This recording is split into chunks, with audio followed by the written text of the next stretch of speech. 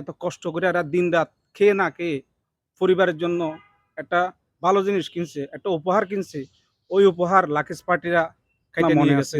2014 আসলে সালে আমি যখন দুবাই এয়ারপোর্ট থেকে বাংলাদেশে ইমিগ্রেশন করছিলাম, তখন বাংলাদেশে এয়ারপোর্টে আমার লাকেজ তল্লাশি করে কোনো কিছু তো পাই নাই। শেষ পর্যায়ে বলতেছে, ভাই আপনার ডলারের পয়সাগুলো দেন। একটা অফিসার মানুষ এর কত মন মানসিকতা নিচে হলে যে আমার থেকে ভাঙতি পয়সাগুলো আমার থেকে উনি নিয়ে নেয়। আমার বলার ভাষা নাই ভাই। এখন বাইরের দেশে গেলে বাঙালি হিসাবে পরিচিতি দিতে আমাদের শরম করে। স্ক্যাডারও আছে, এরা জাতির একটা ভবিষ্যৎ। এদেরকে ট্রেন দিতেছে, এদেরকে হিউম্যানিটি শিখাইতেছে, হচ্ছে হাস্যকর বিষয় এটা। যে কোনো দেশে যাবেন আপনি, ফরেন কান্ট্রি, আমি প্রায় 37টা দেশে ঘুরছি, ফরেন কান্ট্রি থেকে পর্যটকরা আসে। এটা হয়তো আমাদের দেশের ভিতরের মানুষের সাথে হয়েছে আমরা মেনে নিতে পারবো।